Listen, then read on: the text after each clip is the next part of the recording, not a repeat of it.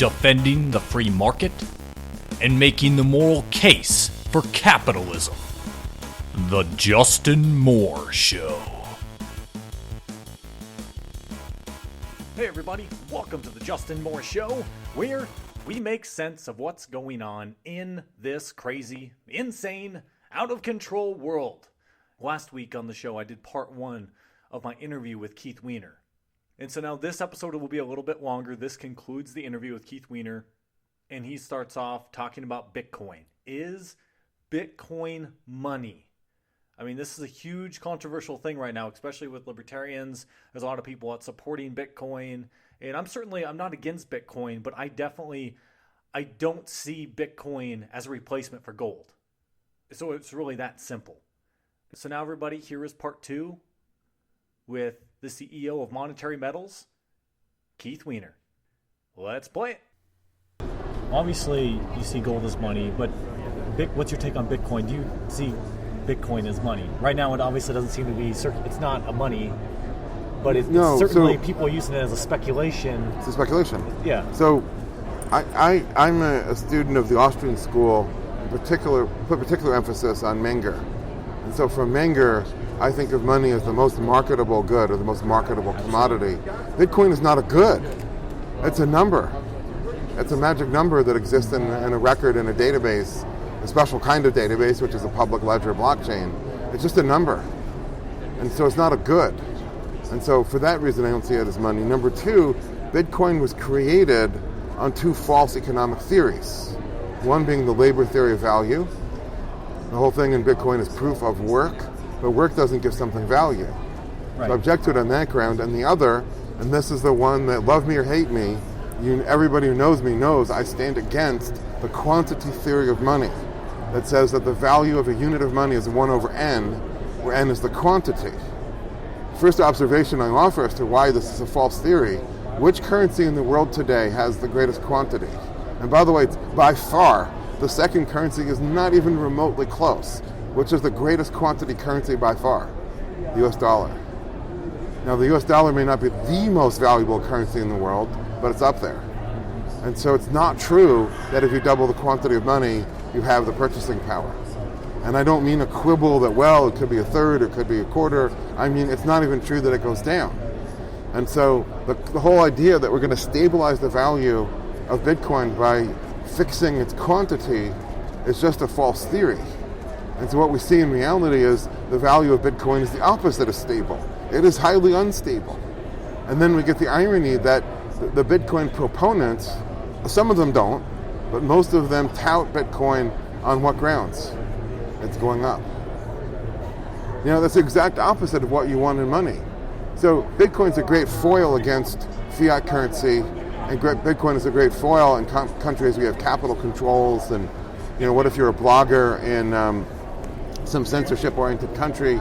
So you buy Bitcoins, and then you can pay Blogger or WordPress in Bitcoins, publish your blog in the U.S., and they can't trace it to you, through the money. Great. But if Bitcoin were the money, not an alternative to the dollar in a dollar world, but if there was no dollar and no paper currencies and Bitcoin only, how could anybody borrow or lend knowing that the value of Bitcoin is going to change drastically? So there's a famous quote of John Maynard Keynes quoting Vladimir Lenin. It is established historical fact that Keynes quoted Lenin because it was in one of his books. It's not clear whether Lenin actually said this or not. But he's talking about how you destroy the capitalist order and how you muck with the money. But it wasn't just rising prices. He specifically got to this idea that by changing the relationship between creditor and debtor, that you break all the bonds of the capitalist order. And that really should be regarded as a sacred relationship. The creditor isn't just some asshole who's greedy for usury. He is somebody who says, here's my retirement savings, and you, young man, look like you're earnest, and I love your business idea to sell podcasts and make a lot of money, and I will finance your business in exchange for 5%. Now the government comes along, wrecks the whole relationship, and then the entrepreneur says, I'll repay you, and flips a dime, which due to hyperinflation, a silver dime is now going to pay off all the debt. Well, you've just destroyed this poor guy's life savings and transferred all the value to the entrepreneur who now has a viable business. Thank you very much. Keynes and Lenin understood that. Today, everybody just thinks in terms of purchasing power, which is a smokescreen. It's a distraction. There are so many non-monetary forces that push prices both up and down that to use purchasing power as a measure of a currency. So I liken it to, you throw two things off, you're on the top of a very tall cliff. Let's say it's the Grand Canyon, 7,000 feet down to the bottom. You throw two things off the edge of the cliff. One is a brick, and we'll call that the dollar in free fall, and the other is a basket of consumer prices. And it's not a brick, maybe it's made out of oak, it's wood. And so as the air friction begins to build up, the brick will fall faster. And so you say, well, prices are rising relative to what? To the brick. So you're using something that's in free fall as your unit, as your reference point, as your unit of measure. Right. I've heard David Stockman say the dollar is the cleanest of the dirty laundry. Doug Casey, the prettiest mare at the slaughterhouse. Yeah, right, but exactly. the point is both of them are in free fall. Correct. And if you do the research, every industrial company, from farm to mine to warehousing to distribution to logistics to manufacturing to retailing, is becoming radically more efficient. So in an article I wrote for Forbes, I did research into the dairy production. The Wisconsin Dairy Association has some great data. So I was able to compare 1965 to 2012. So for taking money out of the equation, just like how many cows per acre, and how many liters of milk per cow, and how many man hours per cow, and this sort of thing, you could see it was about a 90% reduction in the actual real resources and the real stuff that went into producing a gallon of milk between 1965 and 2012. It went from everything being manual, nobody was keeping any data, it was very informal, to computerization. They knew each cow and they could tweak their diet slightly based on the milk solids and how much milk and all this stuff. They had the cows come into the barn and they step on a turntable that takes them to this station and this. It was all automated and everything else, and then out the back and they give the cow a treat so that it wants to come back again. Everything was just so scientific, it became very, very efficient. So the actual price of things, if you had objective money that held a constant value, the price of milk would be 90% lower. But during the time we've had more environmental regulations, more labor regulations, more litigation, insurance is more expensive, taxes, compliance, food chain regulation, all this stuff, and so the price, food is being, so how do you can't use milk to measure the money. Right. You have to use the money to measure the milk, but the money's in free fall, so how do you, the whole thing becomes an exercise in the absurd. Right, okay, so where we're headed right now, it seems we're heading down the path of Venezuela. What's going on there, they have massive inflation, people are eating anteaters, flamingos, they're starving to death, it's crazy out there. How long is it going to take until the United States we're in that sort of position, where you see, I guess the whole game is up once people lose faith in the fiat currency? It's not a faith thing. So let me follow up on a remark I made earlier. It's not faith. It's not animal spirits. It's the struggles of the debtors. So we have a system that has incentivized everybody to get into debt. Now, when you're in debt, you must service it. And if you don't service it, they will repossess. They will force you into bankruptcy and repossess your property. So everybody who's in debt is in a position where they are forced to service that debt. They must sell whatever it is they can. Their labor, their products, their capital, whatever necessary. They must dump it on the bid for whatever market, for whatever product or service or thing it is, in order to raise dollars to keep the wolf away from the door. And so it's the struggles of the debtors that give the dollar value, which of course is something that's impossible in Bitcoin. Nobody in their right mind could ever borrow in something whose proponents are promising you will go up 500-fold. I was at the Metal Writers Conference put on by those guys across the aisle, Cambridge, in Vancouver, just about a month and a half ago. And the most crowded session by far was the guy touting that Bitcoin's going to go to $1 million.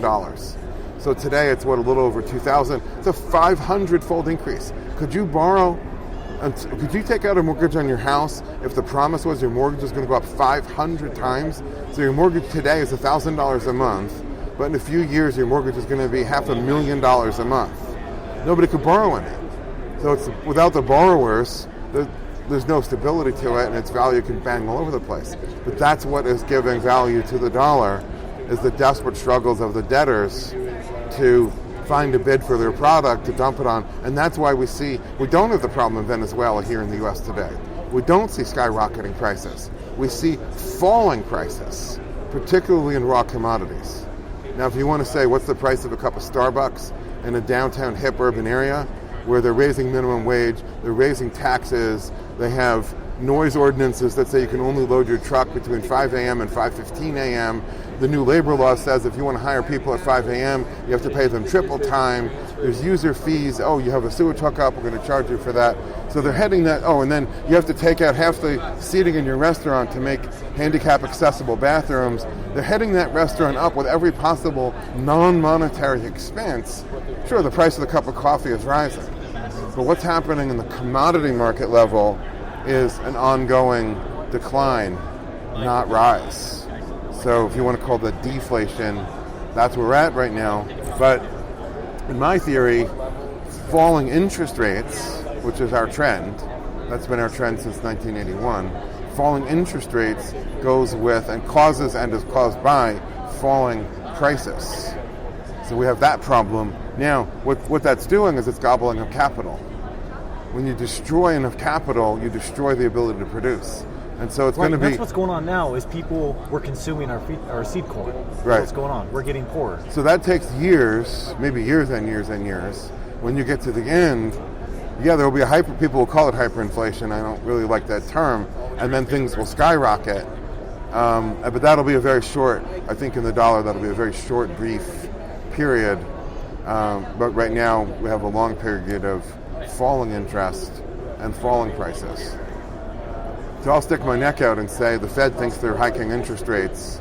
Then in the last set of announcements, it looks like they're sort of pausing. But if you watch the interest rate on the long bond, it's falling. So what that means, so the banks borrow short to lend long. The short-term interest rate has been hiked quite a bit by the Fed. 6-month LIBOR is at 1.5% approximately, and the 10-year Treasury is at 2.2%. So the banks' margins are getting crushed. So what we have is not skyrocketing consumer prices, what we have is compressing margins across the board. How long can companies survive that? And when do we see the next wave of bankruptcies? That's the question to be asking. Not, when do prices start rising at 25% per day or whatever? Not yet.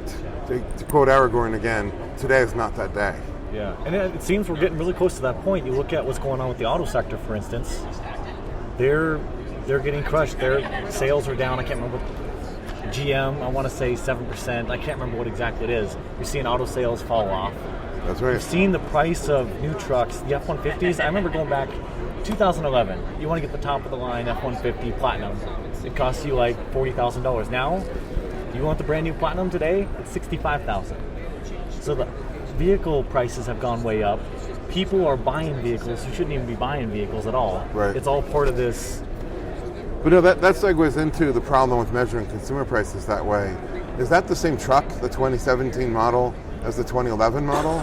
Is it a bigger motor with more features, more, obviously satellite navigation system and built-in cell phone and voice command and built-in hard drive to store like 10 years worth of music without repetition? Like, they make the cars better and better because in a capital-consuming society, anybody with real estate or stocks feels like they're making money, so they can buy a $65,000 truck. That's not the same truck going up. That's putting more and more stuff. It's a nicer truck. Right, but at the end of the day, a free market, naturally, vehicles, they have to improve. They have to have more features because of competition. Well, sure, but then you can't use the new, better one and compare it to the old, not as good one and say prices went up, inflation. Maybe the money is losing between 2011 and 2017, but the reason why this is 50% more expensive is they put 50% more stuff in it. Now this truck is made of aluminum. Right. That's a more expensive way to build a truck than steel. That's why most of the other ones are made of steel. Aluminum is more expensive. And it has a bigger motor, and it performs better, and the chassis is stiffer, and it's this, it's a way better vehicle. Right. Now, why are people buying way more expensive vehicles? is because asset prices are up, not income. So Right. one of my biggest pet peeves is when the left says wages are down, capitalism is distorted. Thomas Piketty says capitalism causes the rich to get richer, the poor to get poorer. So wages are down, capitalism is to blame, and the solution is a 90% tax. The right, in order to head the left off at the pass, the right says wages aren't down, and the whole thing's a lie. So my observation is, first of all, we don't have capitalism, we have central banking. That's right. plank number 5 out of Karl Marx, and arguably the most important one, right up there with government schools. So he's right. So Piketty is correct in terms of not in a free market, but what we have today. The observation is correct. richer. The observation is right. The diagnosis is insane, Right. and the prescription is evil. Right. The right is denying the observation. So you have a falling interest rate that does put downward pressure on wages, upward pressure to asset prices. So those who either have assets feel like they're getting richer, and those who have income that's tied to rising asset prices are getting richer. Your brokers, your bankers, real estate agents. There's a lot of people who make an income that basically is tied to rising asset prices. Art gallery, dealers, a lot of people, financial advisors, right? Everybody, when asset prices are going up, everybody's earning fees and commissions. And so they're happy. But people that are working for wages find that wages are going down and jobs are being automated out of existence. Why? Well, there's a lot of different things going on, but one of the most obvious is that if you manufacture something, whether it's hamburgers or whether it's cars, you always have a choice between investing more capital to replace labor or to hire labor. Well, if they lower the interest rate, the monthly payment on the capital is reduced. And so labor then has to become more competitive against the falling monthly payment on the machinery. And so they keep cutting the interest rate, thinking the theory is that it's going to increase the quantity of money, which is going to increase prices, which is going to create demand and create a boom. The reality is they're making it cheaper to replace more and more workers. That's not the intent. And so when people are unemployed, they buy fewer cars, they buy less gas, they buy a lot less of everything, because now they're poor and they don't have money. So we're undermining the economy by this falling interest rate structure. I guess, Keith, is there anything else you want to add to what you see you see the average person, say, watching CNBC, Fox Business, you see these experts. I guess what insights do you have that these people, you think they're missing the boat? They're completely off the mark. The system is failing, but it's not failing in the way that most people would predict. It's not failing with the skyrocketing hyperinflation. It's failing by the destruction of interest. And so, people your age have lived your whole adult careers in a zero interest rate world and take for granted there's no such thing as interest. So how are you supposed to save for retirement? So when I started my career, back in 1990, the standard advice was set aside 10% of your salary, put that in the bank, and literally meaning like a 3-month CD and roll it. And by the time you hit 65, you do that from every day from the time you're 21 to the time you're 65, you will have $1.5 million saved up, which at that time was considered to be enough to retire on. And when you have $1.5 million, the interest on that would be enough to live in retirement without eating your principal. Now today, you can't do that. So, and by the way, of that $1.5 million, 85 to 90% was the compounded interest. Only 10 to 15% was the actual raw salary set aside. So if you're working for wages today, how are you supposed to get to retirement? You can't. That's the dirty little secret. Everybody is either going to get lucky and win a lawsuit, a few of them will be entrepreneurs and really strike it rich, and all the rest of them are just assuming that there'll be some sort of social program to pay them a social security stipend of some sort, which is a whole different set of problems. Meanwhile, those who are in retirement live in desperate fear of outliving their money, because we're essentially back to the dark ages, in that nobody can accumulate capital by the compounding of interest. Nobody can live on the interest in retirement. They have to eat their seed corn even in retirement. And so this is a picture of failure. It's a failing monetary system. And when I say failing, I mean dying, drowning, rotting, dying of cancer, death, because it's gobbling up ultimately all the capital that was accumulated over the last several centuries. So when you look at the Dark Ages and Western civilization emerging from the Dark Ages, interest was a necessary development. Maybe not sufficient, but necessary. So interest allows the entrepreneur to get capital to build a business, allows the wage earner to accumulate and so forth. What the central banks have done is they've slammed the forces of civilization into reverse. None of those positive, virtuous dynamics are possible anymore. And so it's a failing system. And people just say, well, the purchasing power of the dollar is holding up. But it's the purchasing power. So I wrote a series of articles called Yield Purchasing Power to counter the whole purchasing power paradigm. And yield purchasing power says, don't ask, if I liquidate all my assets and become the prodigal son and sell off everything my family has built over the last 10 generations, how many years of groceries could I buy? That's purchasing power. Yield purchasing power says, suppose I look at all of that wealth and assets as a business and I operate it to generate a profit. How many dollars worth of capital do I need to live on the interest? And so there's been a hyperinflation in the cost of capital, or an undermining, a collapse in the yield on capital, obviously. And so that's the failure again of our system today. Not hyperinflation, not hyperinflation of consumer prices, but hyperinflation of the cost of capital. So I wrote an article comparing a hypothetical retiree in 1979, when everyone would have said that was really bad, inflation, blah, blah, blah, blah, blah, to a hypothetical retiree in 2014 or 2015. The 1979 guy would have probably had $100,000 saved up. In a 3-month CD, he could have earned interest to live the median lifestyle. He was actually fine. It was okay. In 2014, and $100,000 would have been the median savings of a median successful blue-collar guy, like who rose up to the level of shop foreman or shop supervisor. He would have had, the median lifestyle, and he would have had about $100,000. In 2014 or 2015, he probably would have had $1 million. The interest on $1 million would be $300 a year. It wouldn't pay for your coffee, let alone your whole retirement. How much capital would it actually take in 2014 or 2015 to live on the interest in a 3-month bank CD? $120 million to live on the interest, and that interest would pay for the median lifestyle. Now, obviously, anybody with $120 million is used to a much higher lifestyle. So what is he doing? Consuming capital. So that's our world today. How long does it last? There's a lot more capital than one might think. They've run out in Venezuela. We haven't run out here yet, and I don't think we're that close to running out.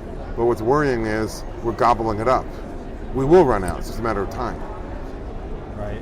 I guess what's kind of softened the blow, you have increased, we can produce things a lot more cheaply. So as bad as things are, we're consuming our seed corn, but prices are going up, but they're not going up as much because of increased production costs. So if we had a completely free market, you're right, prices should be falling. Right, they'd be falling. So here's how we look at it. We have a lot less capital today, but it takes a lot less capital to manufacture something, or even it goes into a house.